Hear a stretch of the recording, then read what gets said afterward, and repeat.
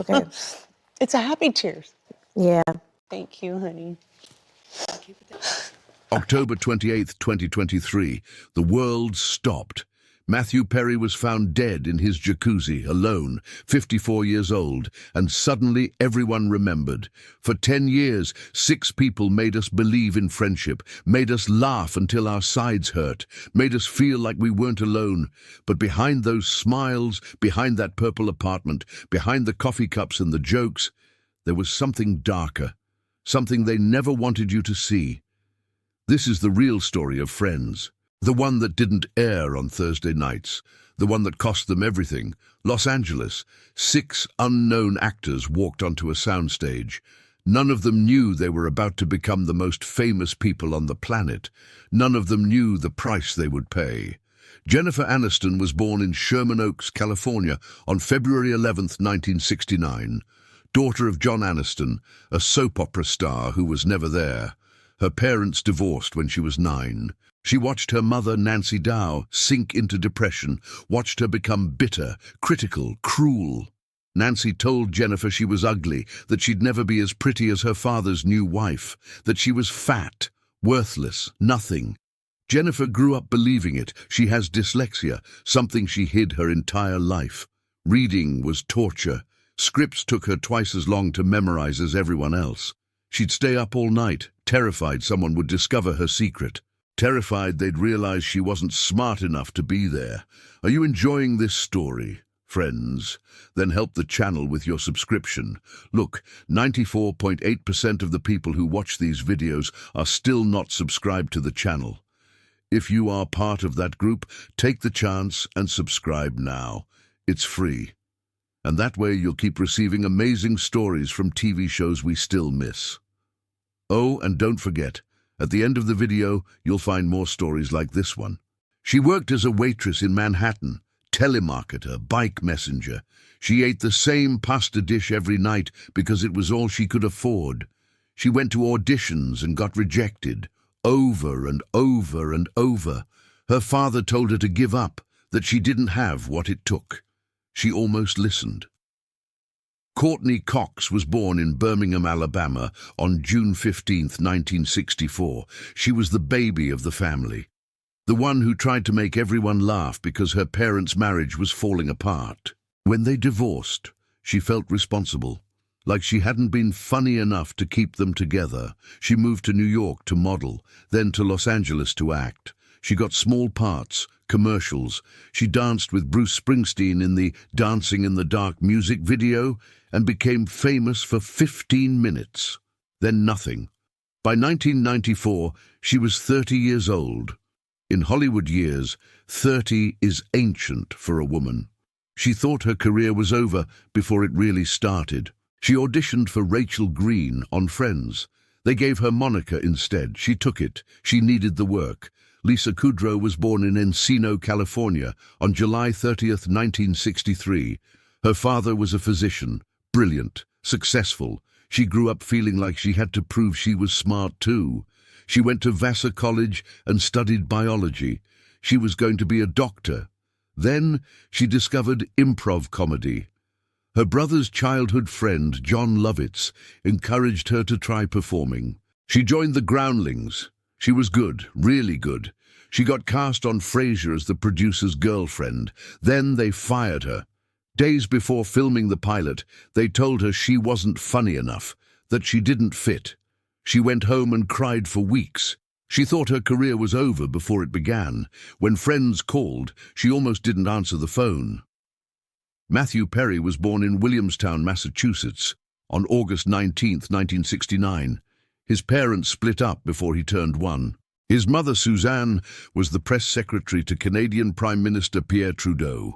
His father, John Bennett Perry, was an actor who was never around. Matthew grew up between 2 countries, 2 parents who didn't want him, 2 versions of himself he could never reconcile. Canada, Los Angeles, back and forth, never belonging anywhere. He started drinking when he was a teenager, not at parties, alone, in his room. He drank to quiet the voice in his head that told him he wasn't good enough, wasn't loved enough, wasn't enough. By the time Friends started, he was already addicted to alcohol.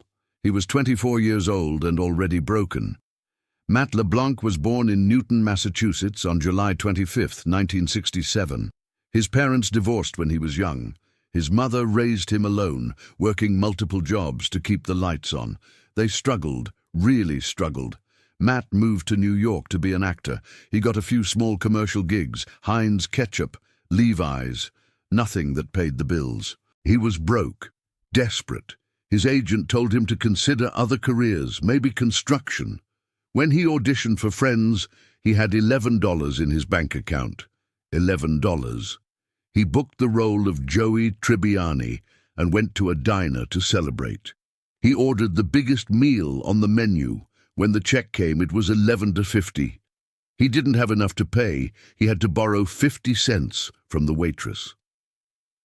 David Schwimmer was born in Queens, New York on November 2, 1966. His parents were attorneys, educated, successful. He grew up in Los Angeles and went to Northwestern University to study theater. He co-founded the Looking Glass Theater Company in Chicago, serious, experimental, artistic work. He thought television was beneath him. He was doing plays in tiny theaters that nobody watched, living in a cramped apartment, eating ramen noodles, pretending he was happy being a starving artist. When Friends offered him the role of Ross Geller, he almost said no. He thought it would ruin his credibility as a serious actor. He said yes because he had rent to pay. 6 broken people, 6 different stories of pain and rejection and survival. They walked onto that Warner Brothers soundstage in 1994, not knowing they were about to change the world. The pilot episode of Friends aired on September 22, 1994. 21 million people watched. The critics hated it, called it shallow. Another vapid sitcom about attractive white people drinking coffee and complaining about their easy lives. The New York Times dismissed it. Entertainment Weekly was lukewarm. NBC wasn't sure it would survive. But something strange happened. People kept watching. Not because of the jokes, because of the chemistry, because these 6 actors had something you can't fake, something you can't manufacture, real connection. And it was real because they needed each other. Early in the first season, the cast made a decision that would change television history. They decided to negotiate their contracts together, as a unit. All 6 of them would get paid the same amount. No one would be more important than anyone else. Their agents told them it was insane, career suicide, that they should compete with each other, not collaborate. But they refused. David Schwimmer was the one who pushed for it. He said they were an ensemble, that the show only worked if all 6 of them were equal. By season 5, they were each making $125,000 per episode. By the final season, they were each making $1 million per episode. $1 million for 22 minutes of television. It had never been done before, and it changed the entire industry. Every ensemble cast after Friends used their negotiation strategy. But the money came with a price. Jennifer Aniston got the Rachel, the haircut that launched 1,000 imitations. Women all over the world walked into salons with pictures of Jennifer and asked for the same haircut. It became a cultural phenomenon. Jennifer hated it. She said later it was the ugliest haircut she'd ever had, that it was a pain to style, that she only had it because her hairstylist, Chris McMillan, did it on a whim one day, but that haircut made her a star. In 1995, she started dating Tate Donovan. He played Joshua, Rachel's boyfriend, on the show. They were madly in love. He proposed. She said yes. Then she met Brad Pitt. She broke off her engagement to Tate and started dating Brad. America fell in love with them. They were the golden couple. Beautiful, rich, perfect. They got married on July 29, 2000, in Malibu. It was $1 million wedding. Fireworks, champagne, 50,000 flowers. 5 years later, they were divorced. Brad had fallen in love with Angelina Jolie on the set of Mr. and Mrs. Smith. The tabloids called Jennifer a victim, a woman abandoned for a younger, more exotic beauty. They published photos of her looking sad, eating ice cream alone, walking on the beach crying. Every magazine asked the same question: when would she have a baby? Why didn't she have children? Was her career more important than being a mother? She tried, desperately. She did IVF, fertility treatments. Nothing worked. She said later that the media narrative destroyed her, that she wasn't some tragic figure pining for Brad Pitt and a baby, that she was a whole person with a full life. But nobody listened. For years, every interview was about her relationships, her body, her age, whether she'd ever find happiness. She kept smiling, kept working, kept pretending everything was fine. Inside, she was falling apart. Matthew Perry was disappearing.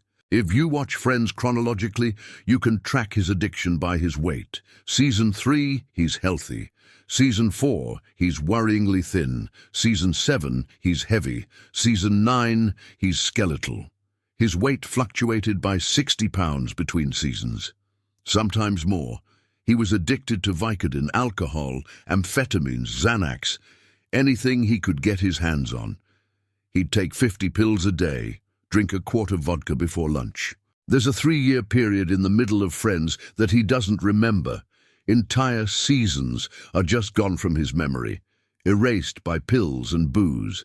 In 2000, his colon perforated from opioid abuse. His intestines exploded. He spent 2 weeks in a coma. When he woke up, doctors told him he had a 2% chance of survival. 2%. He survived. Barely.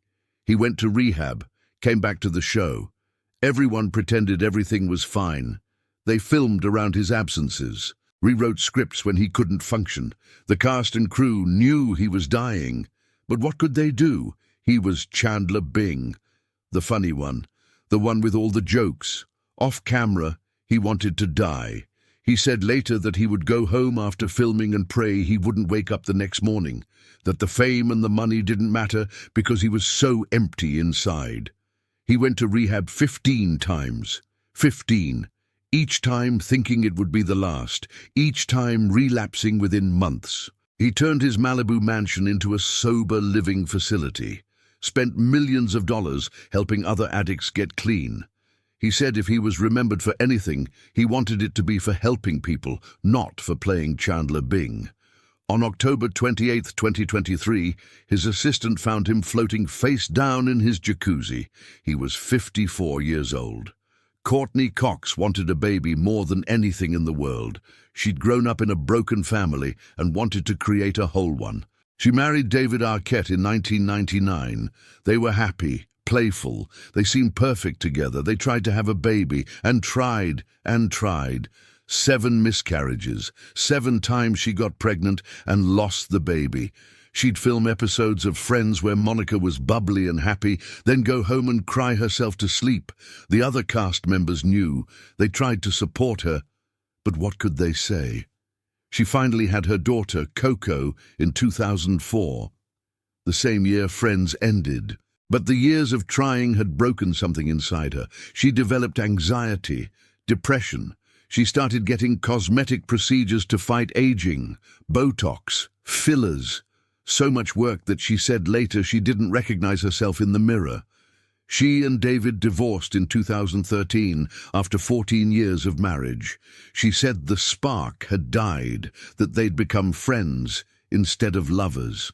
Lisa Kudrow felt like the ugly one.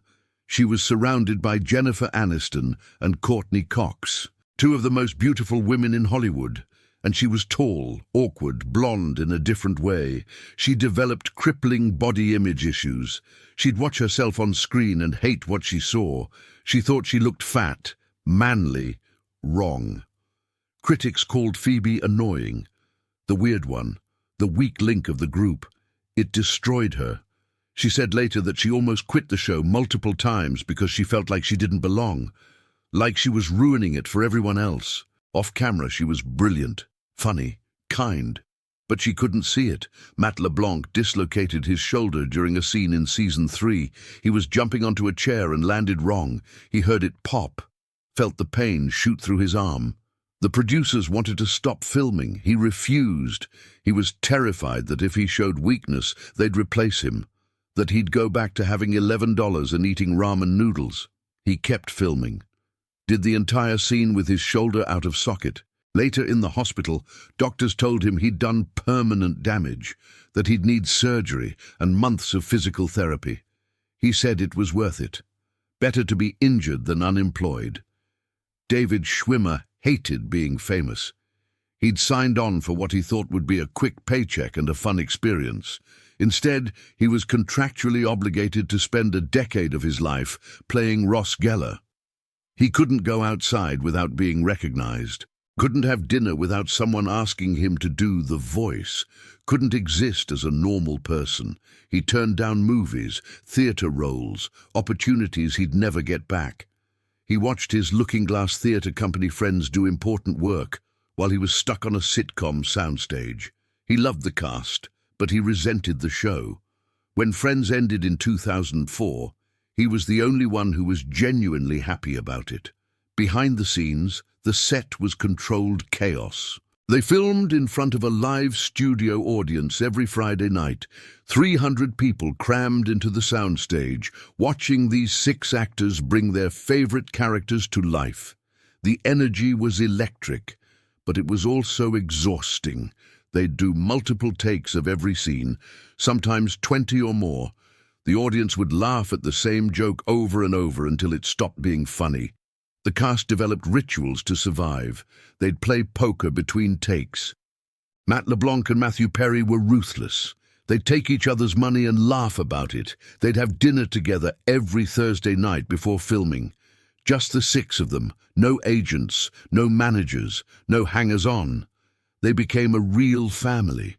When Matthew Perry went to rehab, they visited him.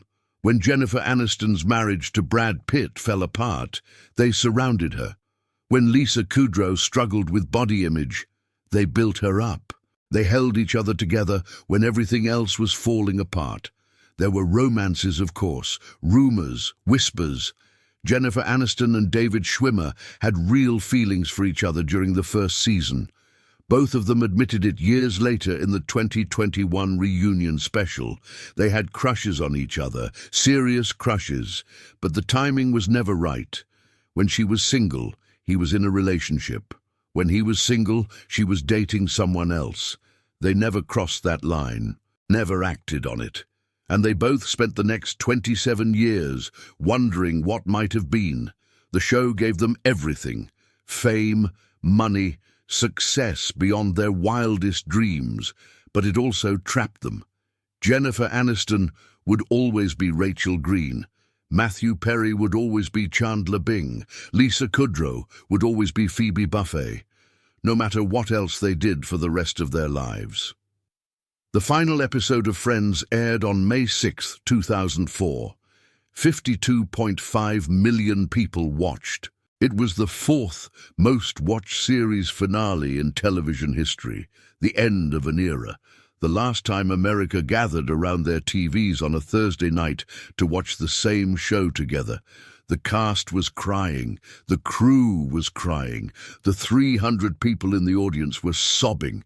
When the cameras stopped rolling, the 6 of them stood on that set and held each other. They knew it was over, really over, and they didn't know who they'd be without it. After Friends ended, life got complicated. Jennifer Aniston became a movie star. She did romantic comedies, The Breakup, Marley and Me, Horrible Bosses. She proved she could carry a film. But the tabloids never stopped hunting her.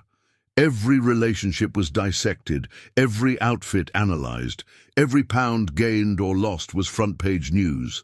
She dated Vince Vaughn, John Mayer, Gerard Butler. She married Justin Theroux in 2015. They divorced 2 years later.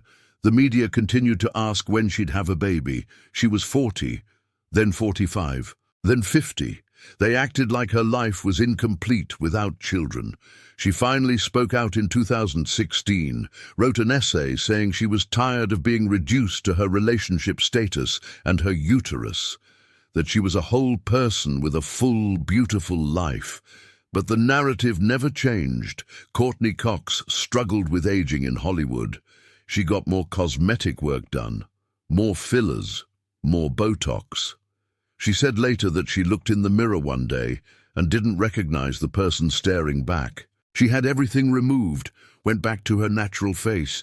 She's spoken openly about regretting the procedures, about the pressure women in Hollywood face to stay young forever. She did the show Cougar Town for 6 seasons. It was funny, smart. Nobody watched. She's still Monica Geller to most people. Lisa Kudrow stayed mostly out of the spotlight. She did a brilliant show called The Comeback that was ahead of its time.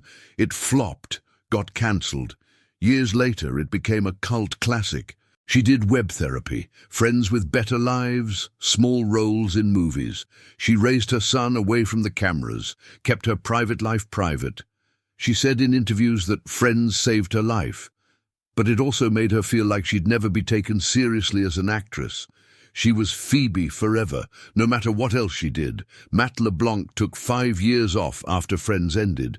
Didn't work at all. He said he needed to remember who he was without Joey Tribbiani. He did a spin-off show called Joey. It was terrible. Cancelled after 2 seasons. Then he did a show called Episodes where he played a darker, more jaded version of himself. It was brilliant. Won awards. Nobody watched. He hosted Top Gear for a while, then took more time off. He's mostly disappeared from Hollywood, lives quietly, raises his daughter. He said he has no interest in being famous again. David Schwimmer directed, acted in independent films. He did a limited series called American Crime Story, where he played Robert Kardashian. He was excellent, got Emmy nominations, but he's still Ross Geller. He's spoken openly about resenting the show, about feeling trapped by it, about wishing he'd done more with his career, but at the same time, he knows Friends gave him everything. It's a complicated relationship, and Matthew Perry kept fighting. He wrote a memoir called Friends, Lovers, and the Big Terrible Thing. It was published in 2022, brutally honest, heartbreaking. He detailed every relapse, every overdose, every moment he wanted to die. He said his greatest fear was being forgotten, that all the money and fame wouldn't matter if he disappeared from people's memory. He said he wanted to be remembered for helping addicts, not for playing Chandler Bing. On October 28, 2023, he was found dead in his jacuzzi. The autopsy revealed he had ketamine in his system. He'd been receiving ketamine infusion therapy for depression and anxiety, but the levels were too high, consistent with general anesthesia. 5 people were eventually arrested in connection with his death. Doctors who illegally prescribed him ketamine, dealers who sold it to him, people who enabled his addiction instead of helping him. He died alone, in his house, in the water, the same way he'd lived most of his life, alone, drowning. Jennifer, Courtney, Lisa, Matt and David released a joint statement. They said they were a family, that they always would be, that this loss was devastating beyond words. But Matthew had known. He'd said in interviews he probably wouldn't live to be old, that his body had been through too much, that he was living on borrowed time. He made us laugh for 10 years, and he suffered alone for 34. Friends is still the most watched show on streaming platforms. A new generation discovers it every year. Kids who weren't even born when it aired are binging all 10 seasons, laughing at the same jokes, falling in love with the same characters. They see 6 people drinking coffee and making jokes in a purple apartment. They don't see the pain, the addiction, the miscarriages, the broken marriages, the eating disorders, the loneliness of fame.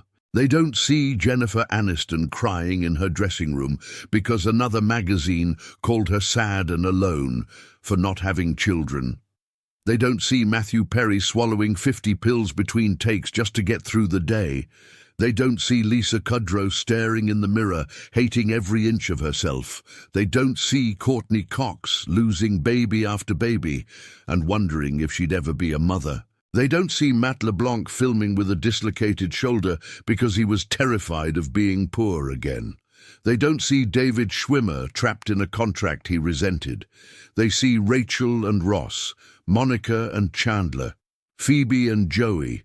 They see a perfect world that never existed. Here's the truth about Friends. It wasn't a show about 6 people living unrealistically large New York apartments and drinking coffee. It was about 6 broken actors who found each other at exactly the right moment, who became a real family because they had no other choice, who lifted each other up when the world tried to tear them down. They made us laugh, they made us cry, they made us believe in friendship, but they paid for it with their privacy, their sanity, their health. Matthew Perry paid for it with his life. The show was called Friends, and that's what they became. Real friends, not TV friends, not fake Hollywood friends. Real people who loved each other, who showed up for each other, who held each other together when everything else was falling apart. When Matthew Perry died, the other 5 didn't release individual statements. They released one together, because that's what you do for family. That's the real legacy of Friends, not the jokes, not the catchphrases, not the coffee shop or the fountain or the purple apartment. The legacy is 6 people who survived by holding on to each other, who proved that friendship is real, that showing up matters, that you don't have to face the darkness alone. Matthew Perry once said the thing he wanted most in life was to help people, to make a difference, to matter. He did, they all did. They showed millions of people that it's okay to struggle, that it's okay to be broken, that it's okay to need help. They made us laugh when we were sad. They made us feel less alone. And maybe that's enough. Maybe that's everything. The fountain from the opening credits is still there. At Warner Brothers Studios, tourists take pictures in front of it every day. The set is gone, dismantled, sold off piece by piece.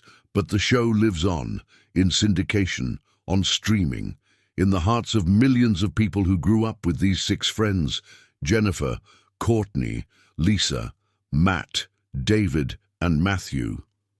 They gave us something real in a fake world.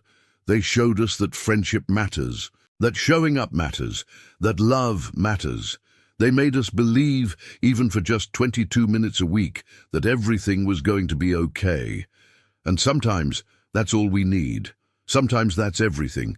They were never just characters on a TV show. They were 6 people who survived by finding each other, 6 broken people who became whole. For 10 years, they made the world a better place, and we'll never forget them, any of them.